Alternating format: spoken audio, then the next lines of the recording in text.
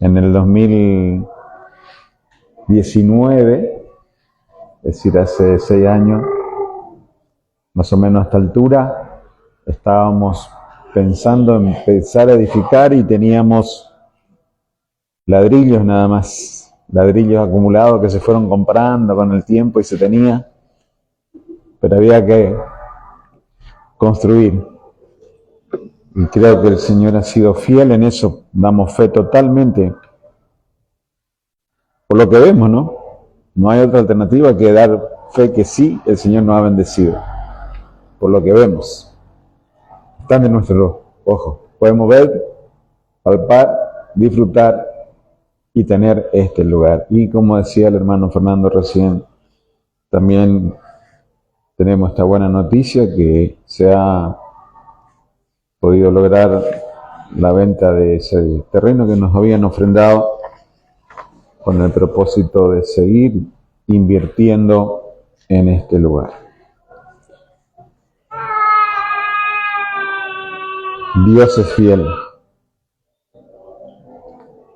Dice el capítulo 1, versículo 9 de Primera de Corintios, que ya consideramos anteriormente, la primera parte, Dios es fiel, a pesar de nosotros. Así que damos gracias, Señor, por todas estas buenas noticias. Sigamos orando para que el Señor siga bendiciendo, animándonos los unos a los otros, estando presente en cada actividad que la congregación lleva a cabo. Hay varias actividades, la verdad que la congregación tiene para cada grupo etario, para cada edad tiene su actividad. Vamos a continuar hoy considerando el libro de Primera de Corintios. Ya estamos considerando, empezamos el domingo pasado a considerar Primera Corintios capítulo 1, versículo 18 en adelante, donde el apóstol Pablo está haciendo un énfasis sobre la palabra de la cruz o el mensaje de la obra de Cristo, la obra de la cruz.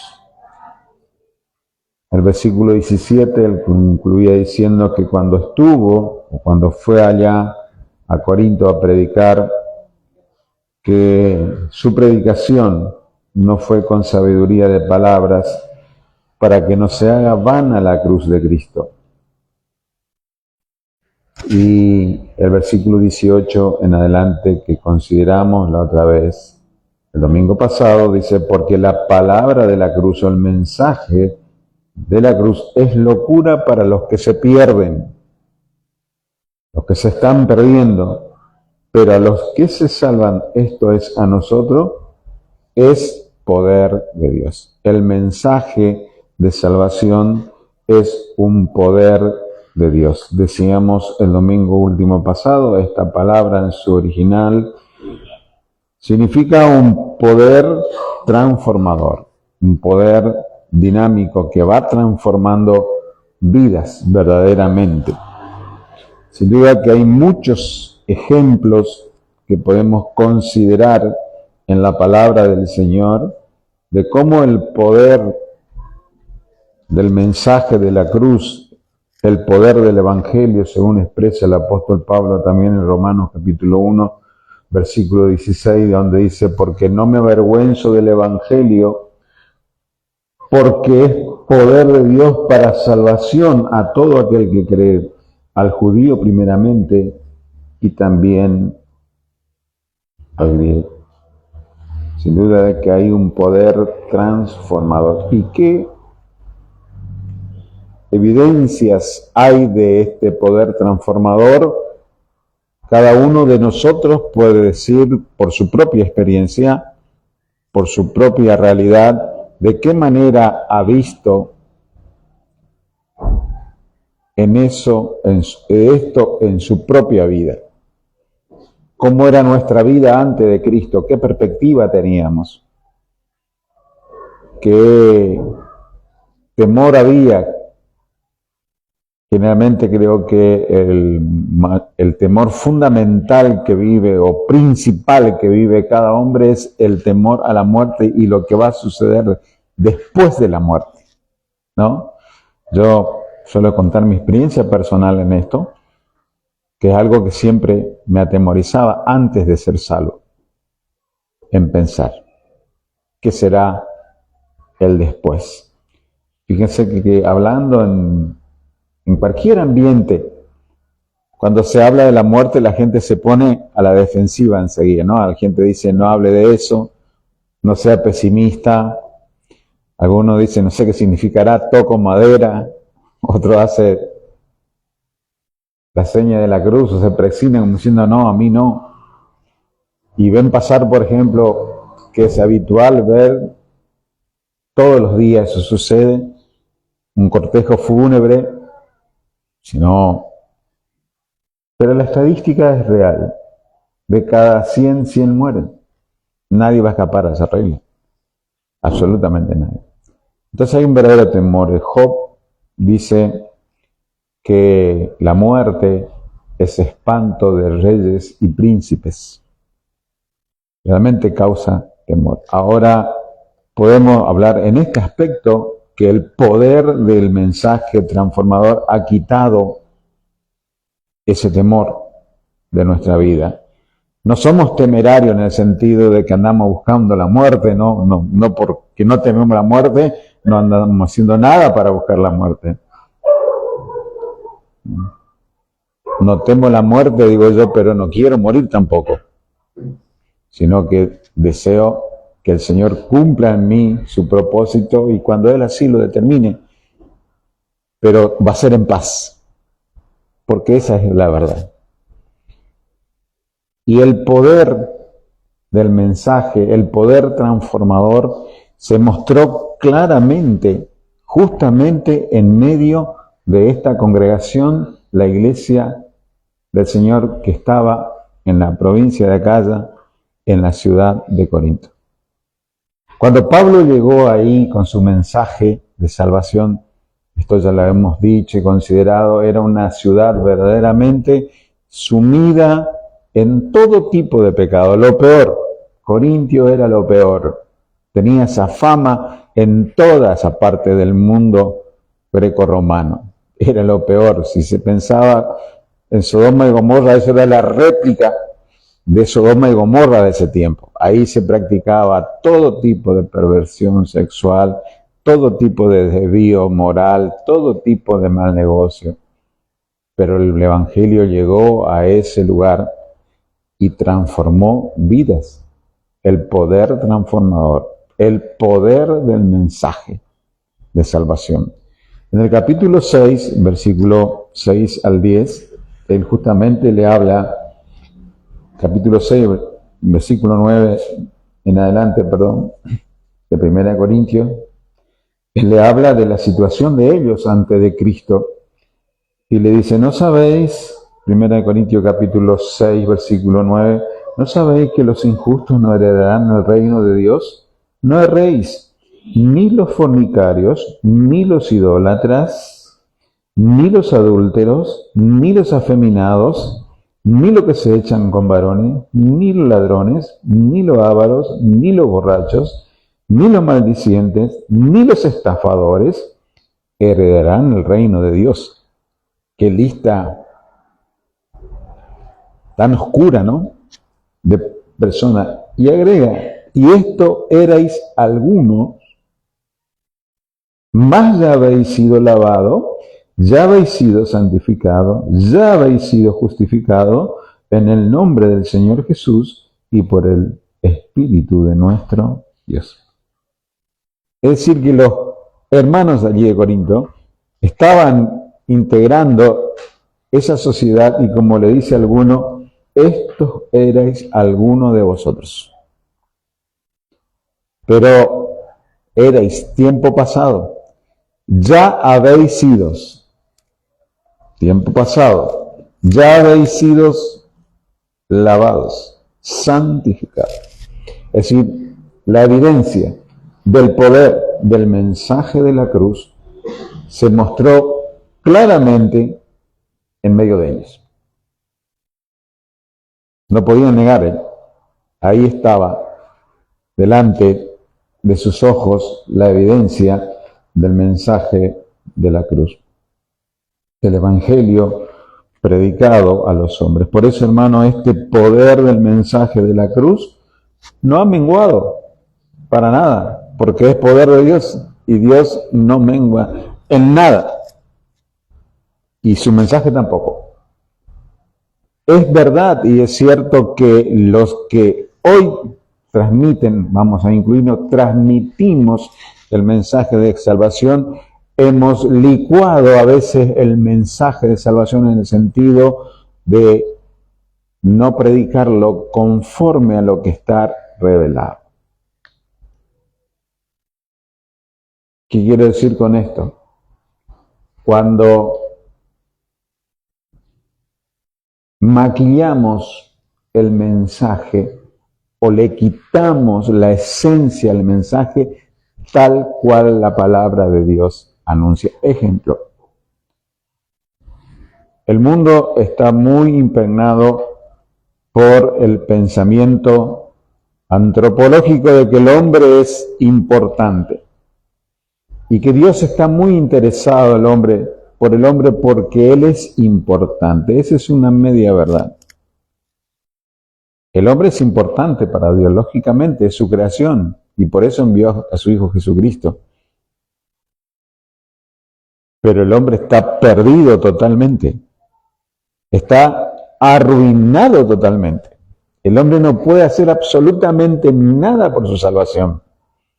El hombre lo único que es merecedor es del castigo eterno del infierno, y él no tiene ningún tipo de posibilidad por sus propios medios de lograr la paz con Dios. Y un mensaje basado en el hombre, que Dios tiene un plan maravilloso para ti y que el bien está en ti y que tú tienes que descubrir que eres un campeón, como se dice ahora, y que vos y vos y vos.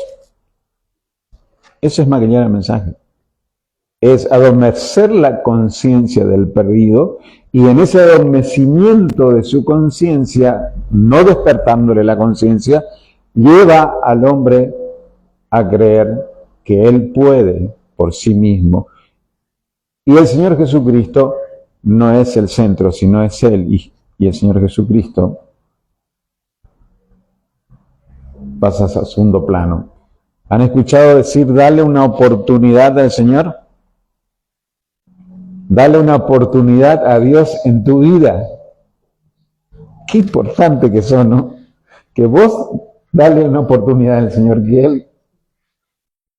No, ese es un mensaje disfrazado. Totalmente. El mensaje ha de ser conforme a la palabra del Señor.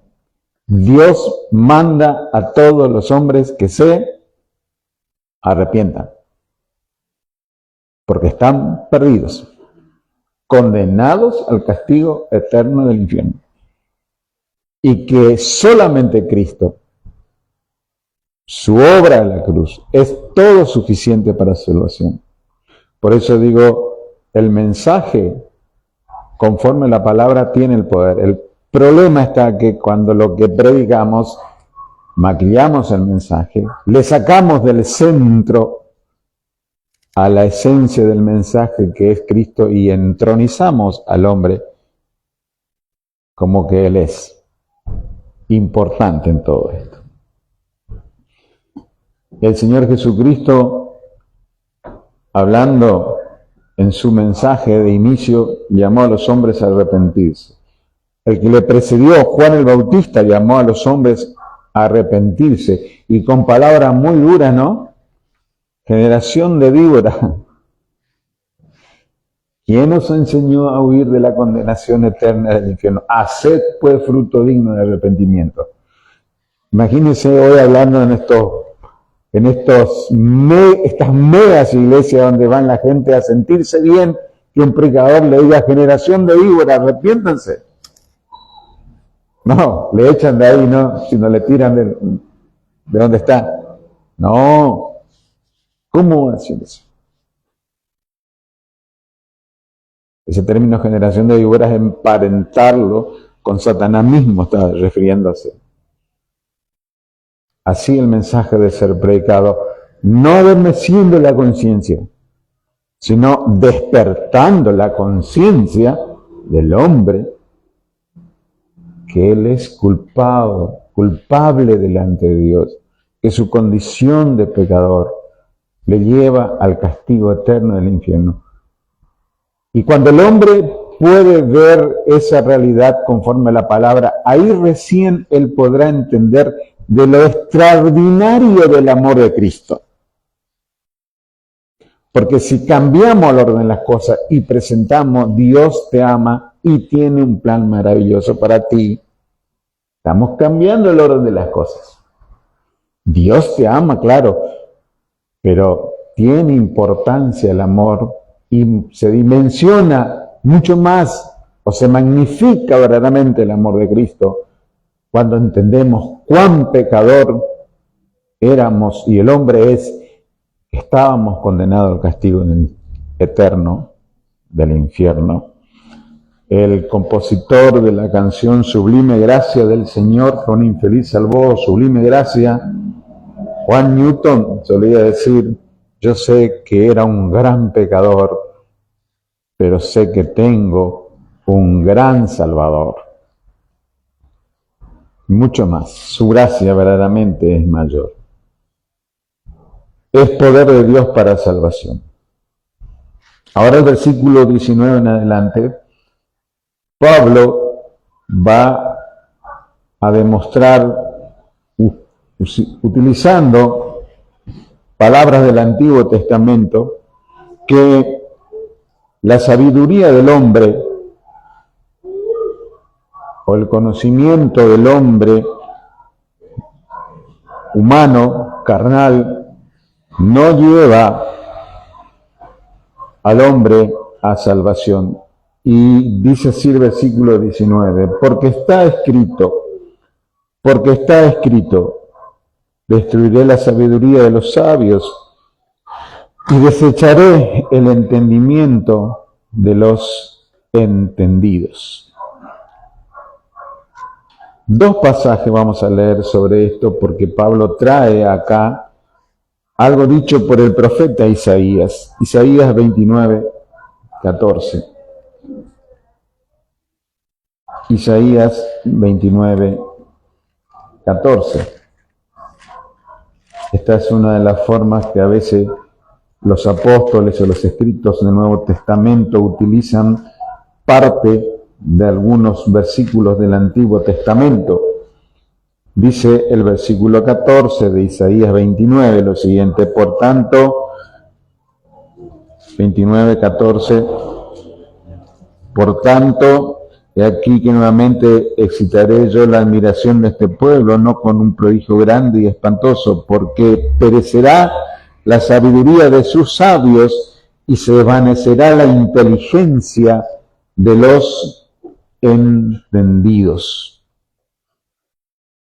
Pablo utiliza este concepto dicho por Isaías que tiene una aplicación primaria en ese tiempo que fue dicho con respecto al pueblo de Israel que estaba viviendo alejado de Dios y se estaba afirmando o admirando ellos la sabiduría de los sabios.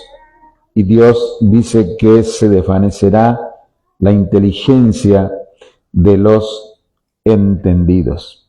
Esto, como dije, tiene una aplicación primaria para ese tiempo en el cual fue dicho, y si conocemos la historia de Israel, sabemos que en ese tiempo el pueblo de Israel estaba alejado de Dios, sumido en todo tipo de pecado, en el tiempo en que profetizó Isaías o habló Isaías, como toda profecía, a veces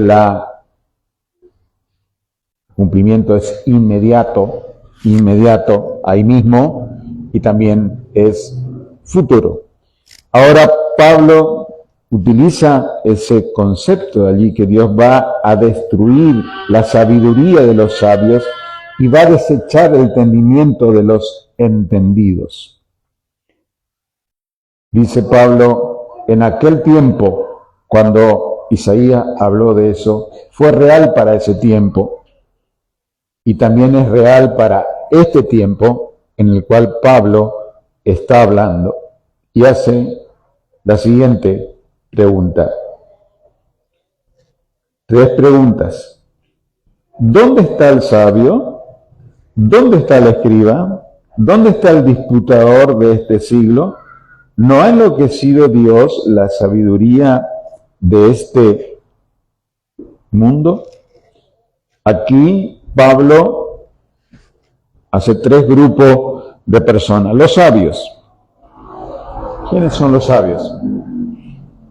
Los sabios son personas capacitadas en todo lo que sea la filosofía humana.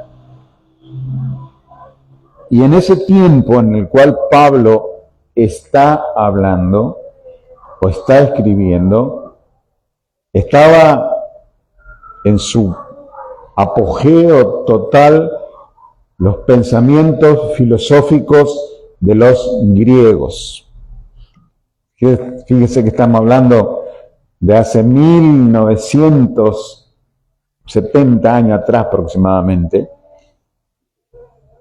y cuán importante ha sido esa cultura, esa filosofía, que hoy en las facultades se sigue estudiando la filosofía partiendo de aquellos filósofos de aquel tiempo, y es más, esos hombres de ese tiempo estudiaban ya pensamientos y dichos de personas 500 años antes que el Señor viviera. Fíjense cuán importante era ese pensamiento y cómo estaba impregnando aquella sociedad.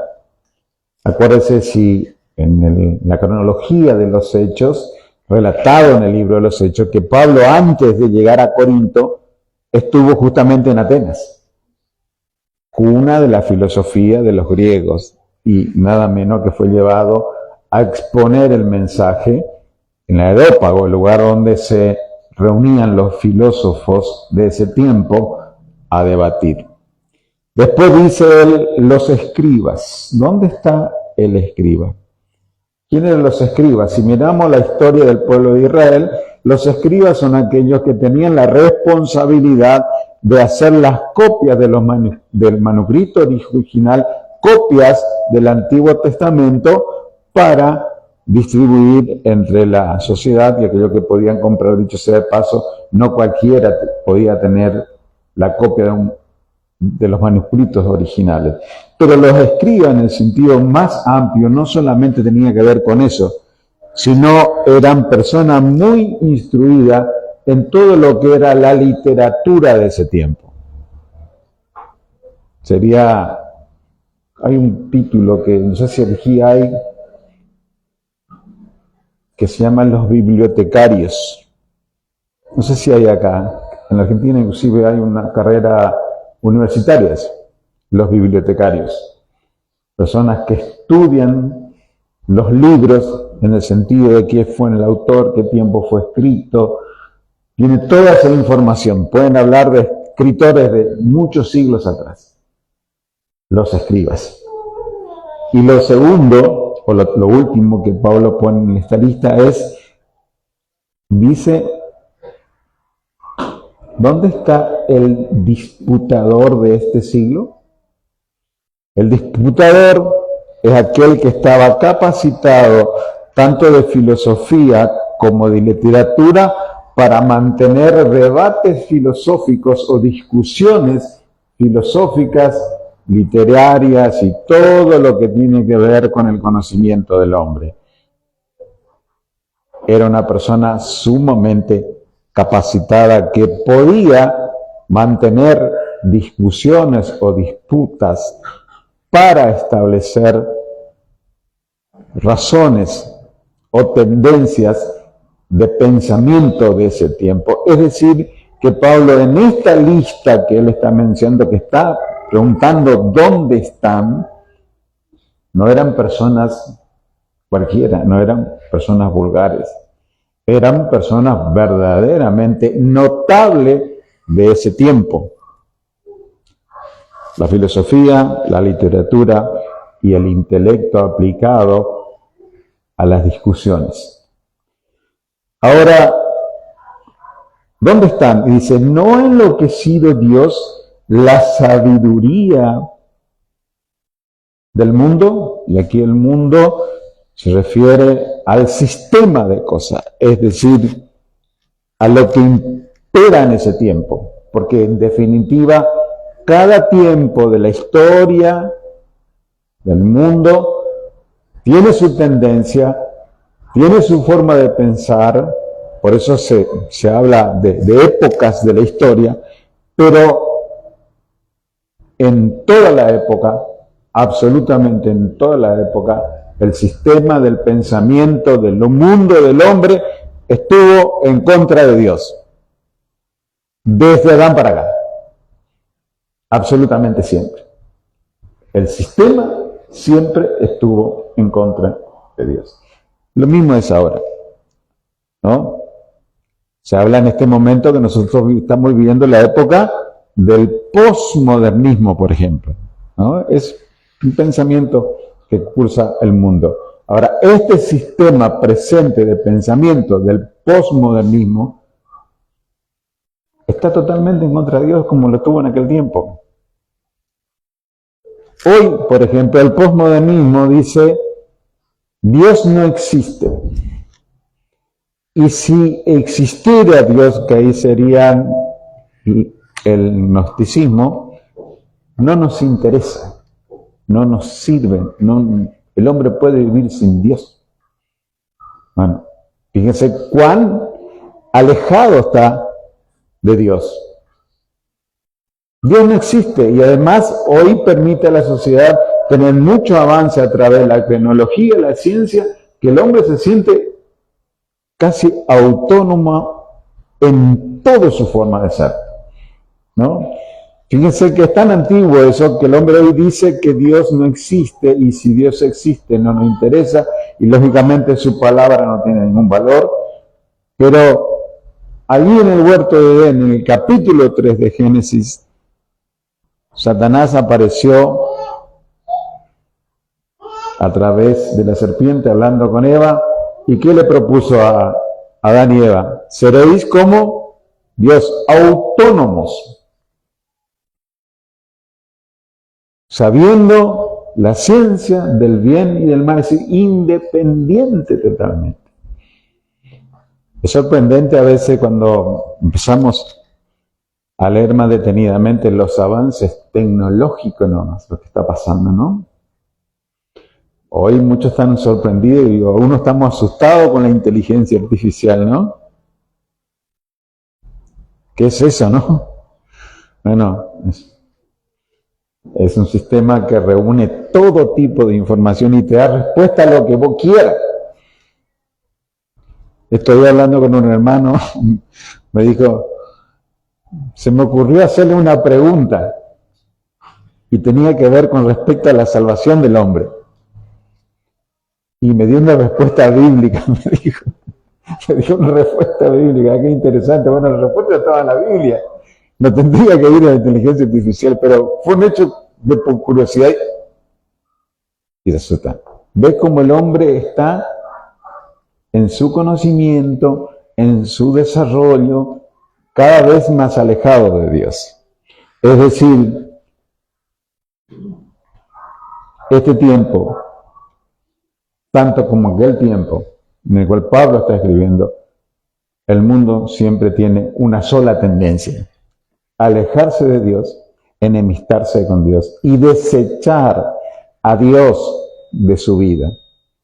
Dice el apóstol Pablo en un momento que el hombre no le tiene a Dios en su noticia, es decir, no le tiene a Dios en su diario vivir, no le interesa. Ese es el pensamiento o la tendencia. Dice, ¿no ha enloquecido Dios la sabiduría de este mundo? Pablo hace esta última pregunta para después demostrar de qué manera esto ha sucedido y él desarrolla en el versículo 21. dice lo siguiente: pues ya que en la sabiduría de Dios, en la sabiduría de Dios, el mundo no conoció a Dios mediante la sabiduría.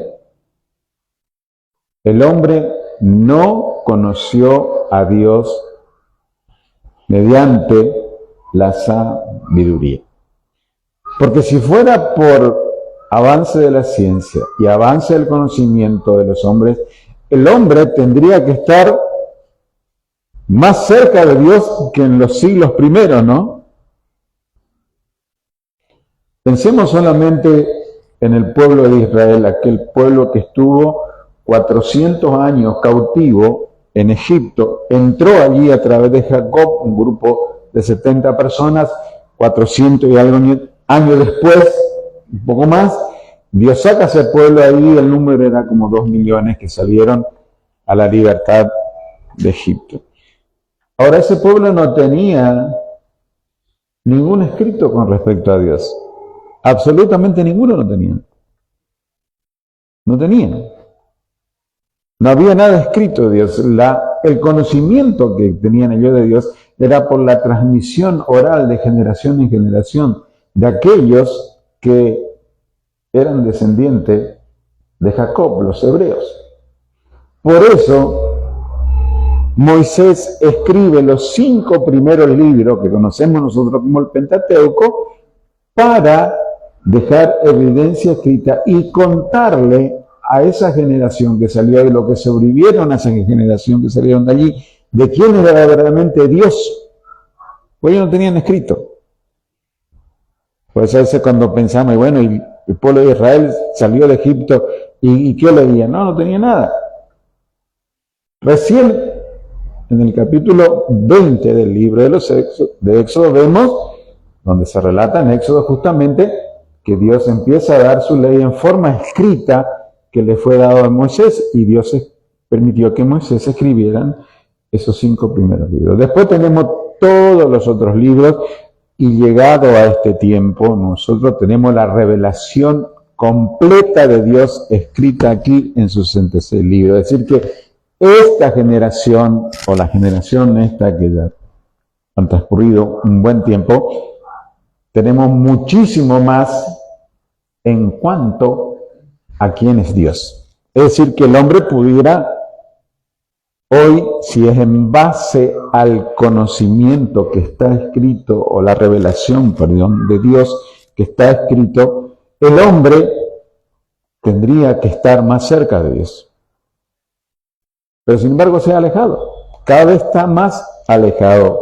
Dice, pues que ya en la sabiduría de Dios, el mundo no conoció a Dios mediante la sabiduría. Por eso dice el apóstol Pablo en Romanos, capítulo 1, Romanos, capítulo 1,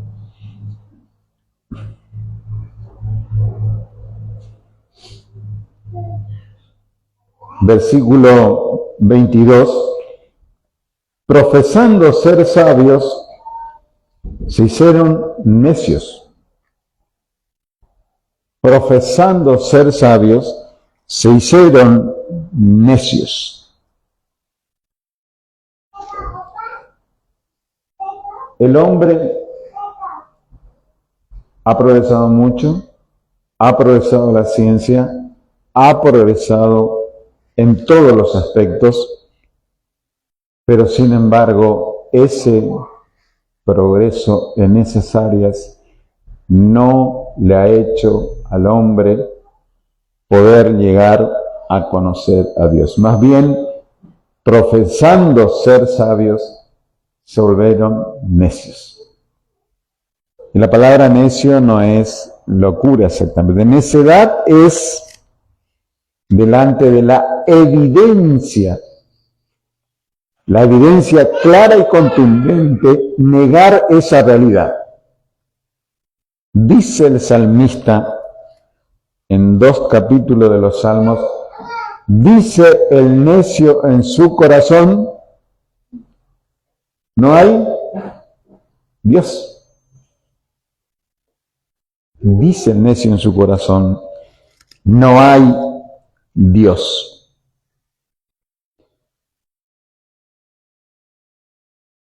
Justamente en el libro de Romanos, los 3 primeros capítulos, el apóstol se encarga de mostrar que el hombre no tiene excusa. No tiene excusa delante de Dios. Porque Dios se encargó en su soberanía de demostrarle al hombre que Dios verdaderamente existe. Por eso es verdaderamente una necedad decir que Dios no existe. Porque hay evidencia demasiado clara de que Dios existe. Justamente los versículos que anteceden, donde leímos, versículo 20 en adelante, dice, porque las cosas invisibles de Él, su eterno poder y deidad, se hacen claramente visibles desde la creación del mundo, siendo entendidos por medio de las cosas hechas, de modo que no tienen excusa. Pues habiendo conocido a Dios, es decir, por la evidencia de las cosas creadas, no le glorificaron a Dios, ni le dieron gracias, sino que permanecieron en sus razonamientos, y su necio corazón fue entenebrecido. Profesando ser sabios, se hicieron necios, y cambiaron la gloria de Dios incorruptible en semejanza de imagen, es decir, se volvieron idólatras de hombres corruptibles, de ave, de cuadrúpedo y de reptiles. El hombre, en vez de acercarse a Dios, se volvió un idólatra total, no solamente en pensamiento, sino en práctica. Y como dice aquí la palabra del Señor, en vez de glorificar a Dios, sino se volvieron idólatras, haciendo para sí imágenes y dando culto a hombres, a corruptos, aves, cuadrúpedos y reptiles. Una verdadera y completa degradación del hombre. Sigue diciendo el apóstol Pablo en 1 Corintios capítulo 1, volvemos nuevamente allí. Pues ya que en la sabiduría de Dios el mundo no conoció a Dios mediante la sabiduría, agradó a Dios salvar a los creyentes por la locura de la predicación, es decir, para lo que el hombre sin Cristo considera el mensaje, como decíamos el domingo pasado, como una verdadera locura. Ahora, ¿cómo el hombre puede conocer entonces a Dios? El hombre puede conocer a Dios por la gracia del Señor que actúa a través de el mensaje como el instrumento, el elemento, pero con la obra extraordinaria de la obra del Espíritu Santo que opera verdaderamente para que el hombre pueda conocer a Dios.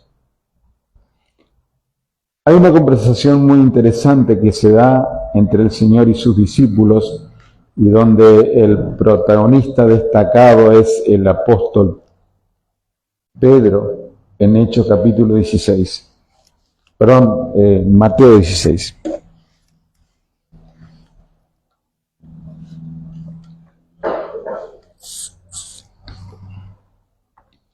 Mateo capítulo 16, versículo 13. Mateo capítulo 16, versículo 13 dice, viniendo Jesús a la región de Cesarea de Filipo, preguntó a sus discípulos diciendo, ¿quién dicen los hombres que es el Hijo del Hombre? Ellos dijeron, uno, Juan el Bautista, otro Elías y otro Jeremías, o alguno de los profetas. Seguramente que esta definición o comparación de quién era el Señor, estaban emparentando a nuestro Señor con Elías, Juan el Bautista o Jeremías. Seguramente partía fundamentalmente de los fariseos y escribas que conocían toda la historia del Antiguo Testamento y seguramente decían, bueno, es semejante a o es parecido a. Él le dijo, ¿y vosotros quién decís que soy yo? La primera pregunta que dice la gente. Ahora le dicen, dice el Señor, ¿y vosotros quién decís que yo soy? Respondiendo Simón Pedro dijo, tú eres el Cristo, el Hijo del Dios viviente. Entonces le respondió Jesús, bienaventurado eres, Simón, hijo de Jonás, porque no te le reveló carne ni sangre, sino mi Padre que está en los cielos.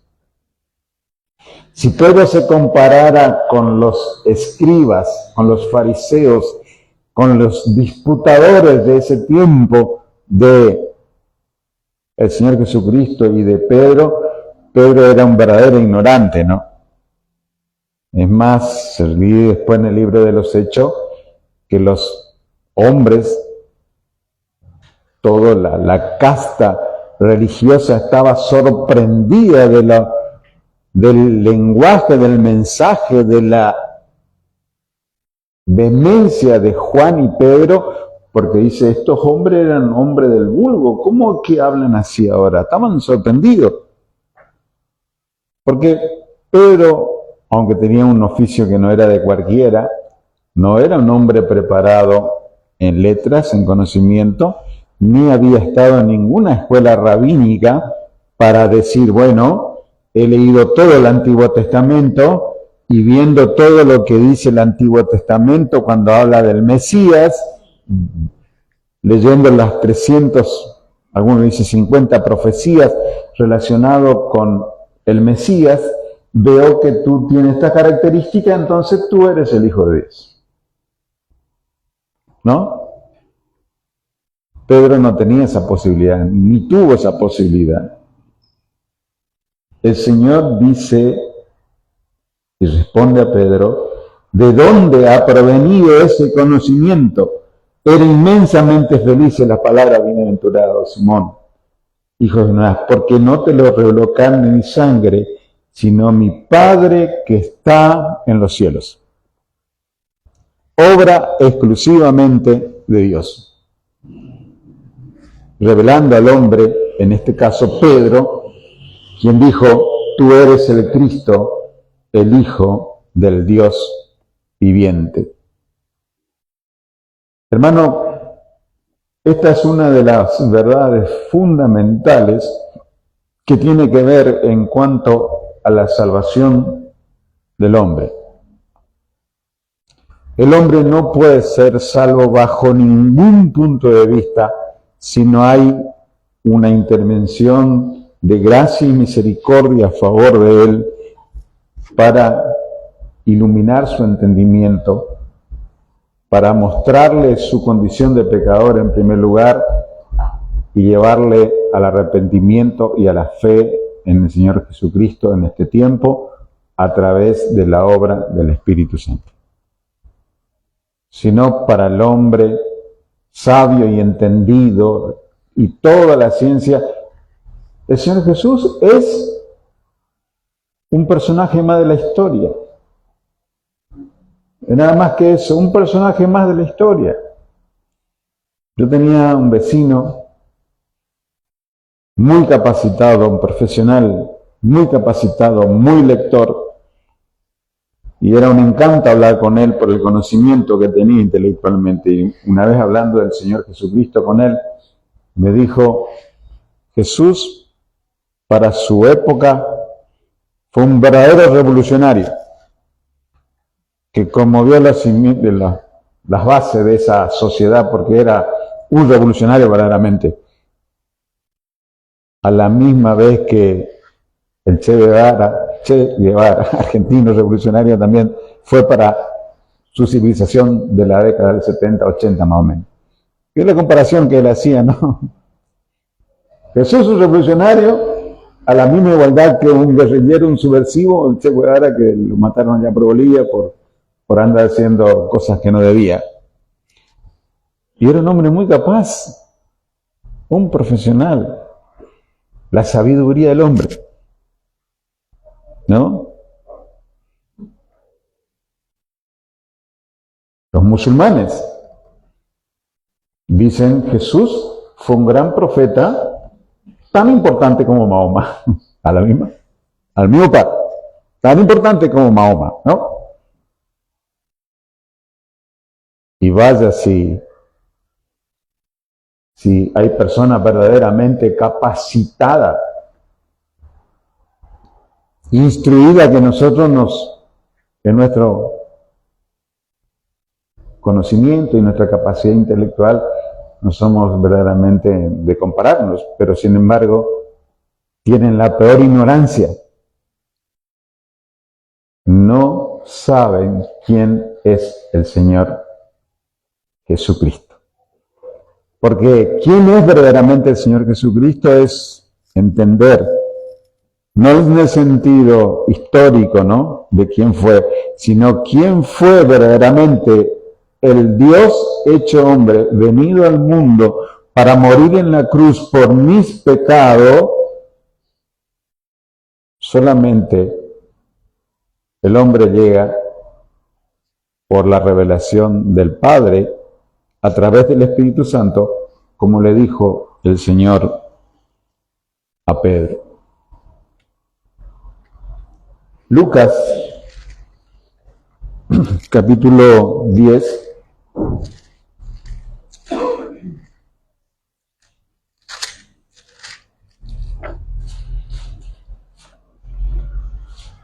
Versículo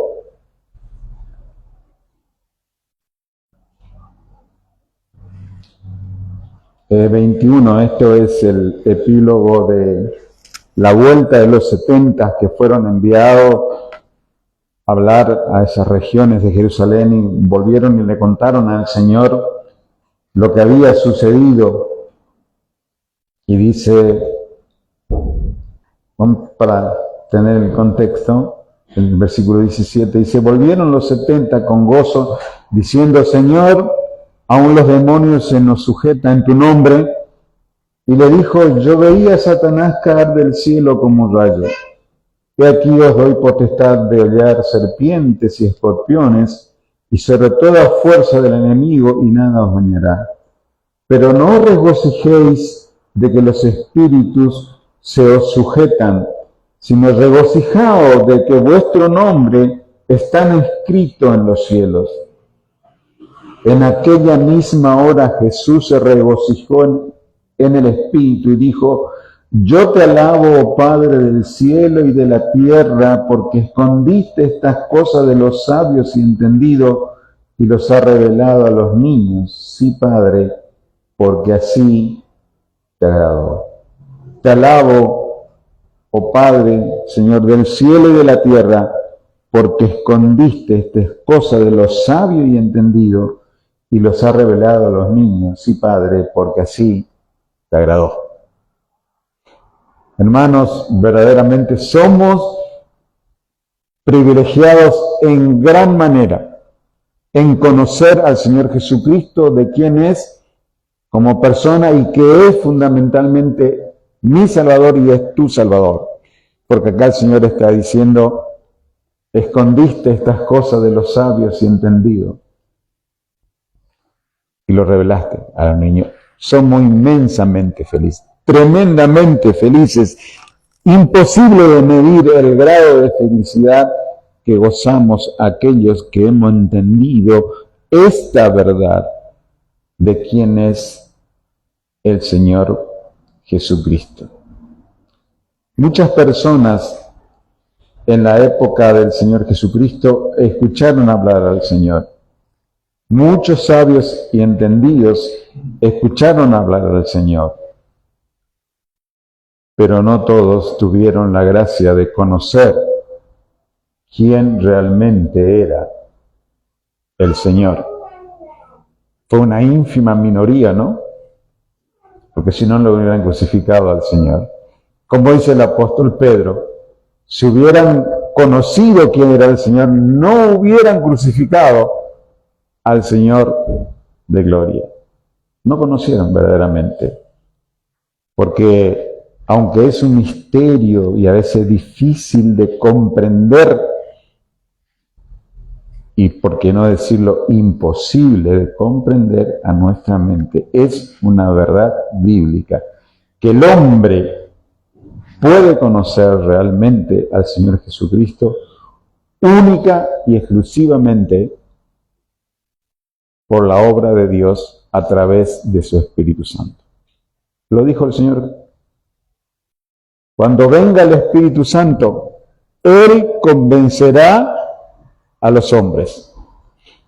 Por eso, hermanos, muchas veces nosotros nos desilusionamos o nos frustramos porque buscamos los mejores argumentos, los mejores pasajes y la mejor forma de hablar para llevar el mensaje de salvación, y vemos que la gente sigue perdida.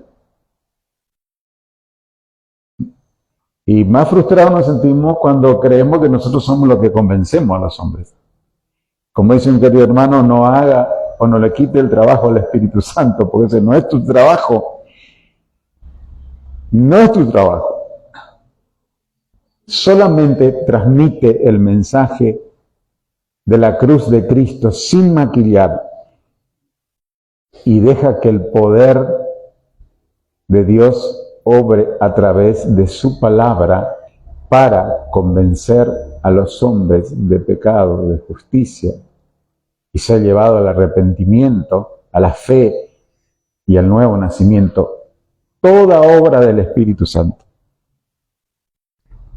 La Biblia relata, y los hechos de nuestro presente siglo también habla de personas que escucharon a los más grandes expositores, y uno de los más notables, que es muy conocido en medio de nosotros, es la historia de Spurgeon.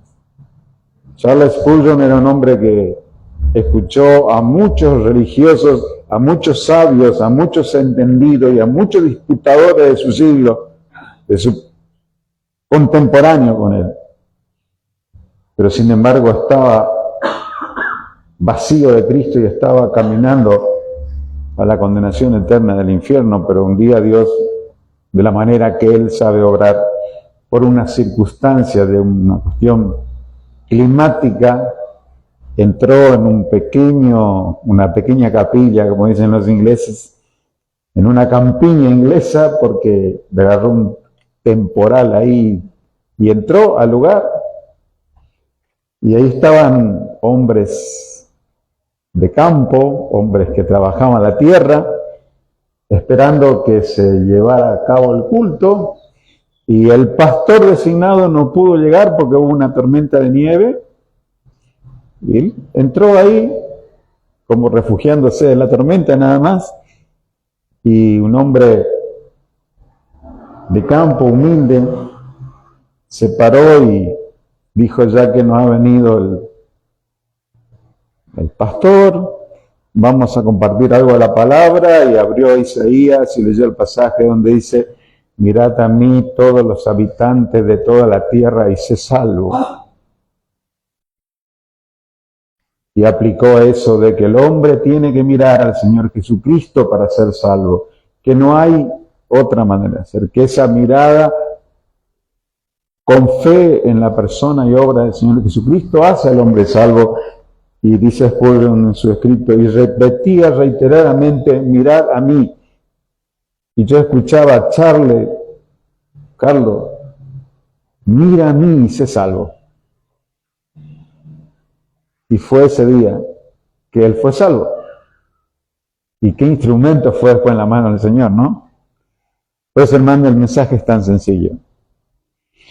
Y como dije al principio, hoy la eficacia o la falta de eficacia del mensaje es justamente porque a veces los predicadores cometemos el error que Pablo evitó cometer y dijo: cuando fui a vosotros no fui con vanas palabrerías para que no se haga vana la cruz de Cristo. No adornemos el mensaje, digamos lo que dice la palabra de Dios sencillamente, mostrando al hombre su verdadera condición y que solamente Cristo puede salvarle. Dice: salvar a los hombres por la locura de la predicación. Pablo mismo experimentó el rechazo de los hombres a ese mensaje, ¿no? La Biblia está llena de relatos del apóstol Pablo en diferentes lugares hablando, ¿no? Si conocemos el libro de los Hechos, vamos a ver que él estuvo delante de todo tipo de audiencia. Habló delante de un carcelero, quien el poder del mensaje se hizo realidad, el carcelero de Filipo, y preguntó: ¿qué debo hacer para ser salvo? ¿No?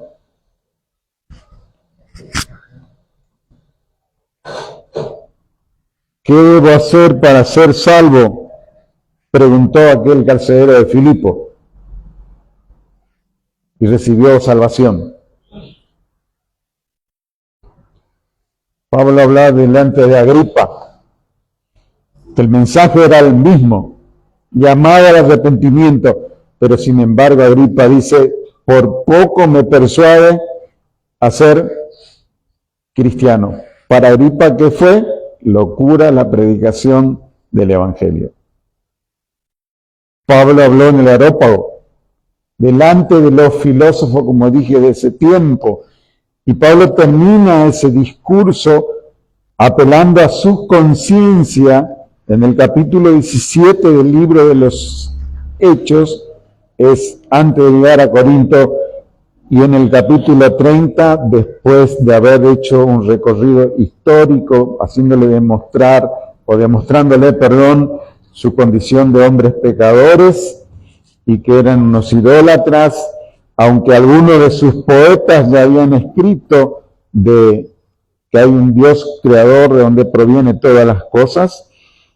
Y el versículo 30 dice: pero Dios, habiendo pasado por alto los tiempos de esta ignorancia, ahora manda a todos los hombres en todo lugar que se arrepientan. Diríamos, qué manera elegante de decirle a los filósofos que le estaban escuchando de que ellos eran ignorantes en alguna manera, y en la manera más trágica de ignorar, y era con respecto a quién era Dios y qué debían hacer para ser salvos. Por cuanto ha establecido un día en el cual juzgará al mundo con justicia, por aquel varón a quien designó, dándole fe a todos con haberle levantado de los muertos. Es decir, le habló de un juez ya establecido, que es el mismo Señor Jesucristo, a quien resucitó.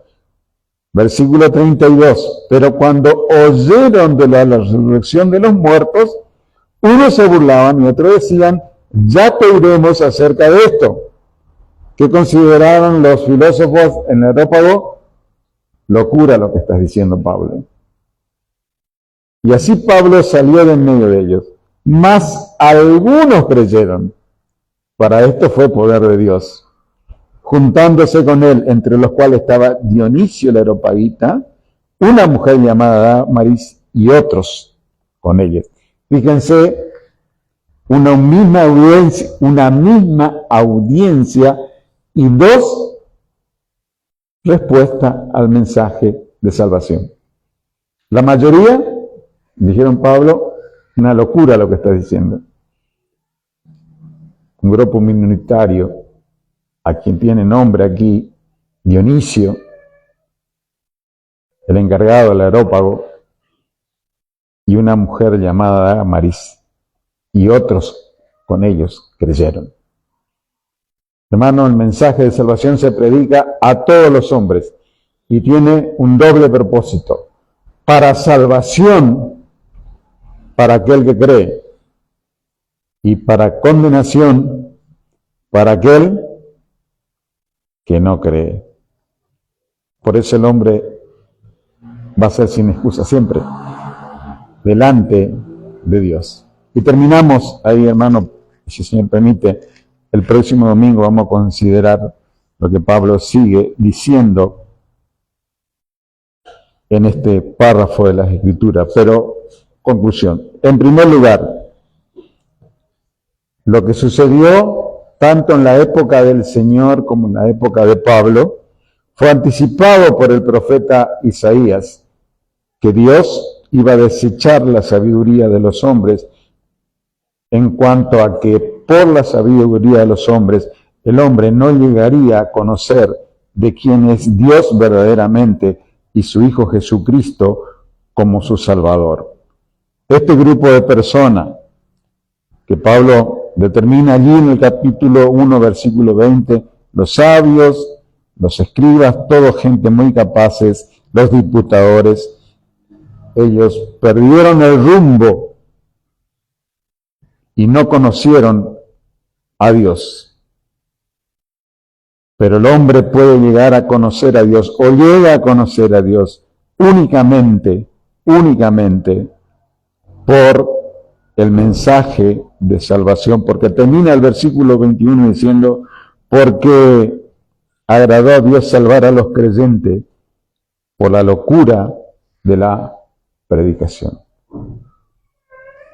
Y para que eso suceda, es necesario, y así es, la obra del Espíritu Santo convenciendo a los hombres. No nos decepcionemos cuando hablamos. Si hay ese rechazo de lo que nosotros decimos, es una locura, porque ya sucedió en la época del Señor, ya sucedió con Pablo, sigue sucediendo hasta el día de hoy. Pero alegrémonos y gocémonos, como dijo el Señor: te alabo, Padre del cielo y de la tierra, porque escondiste estas cosas de los sabios y entendidos y lo revelaste a los niños. Y a nosotros se nos aplica la misma aseveración, la misma sentencia que dijo el Señor con respecto a Pedro: inmensamente eres Pedro, porque esto te le reveló mi Padre que está en los cielos. Somos inmensamente felices en medio de una sociedad muy infeliz y muy desesperanzada, verdaderamente.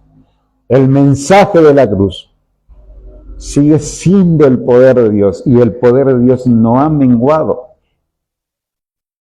Aunque el hombre se vuelva cada vez más duro, el mensaje sigue siendo el mismo, y Dios va a salvar a quienes Él determinó salvar y a quienes les escogió desde antes de la fundación del mundo. Nuestro deber es predicar a todos, y nuestra responsabilidad es que no se haga vana la cruz de Cristo, el mensaje de la cruz, por un mensaje maquillado o licuado, cuando quitamos la esencia del mensaje de la salvación.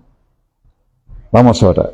Señor, te damos gracias porque tú en este tiempo nos permites seguir proclamando el mensaje de salvación a través de los medios que hoy nos permite tener a nuestro alcance, sea en el trato personal, sea a través de un púlpito, sea a través del medio que tenemos a nuestro alcance. Ayúdanos a recuperar la esencia del mensaje, de hablar del Cristo crucificado conforme a la palabra, que Él vino a salvar a los pecadores y que los hombres no tienen esperanza aparte de Cristo. Ayúdanos a ser sabios en esto y que nuestro mensaje no haga vana el mensaje o sin efecto. Dejemos que a tu Espíritu Santo siga obrando para convencer a los hombres.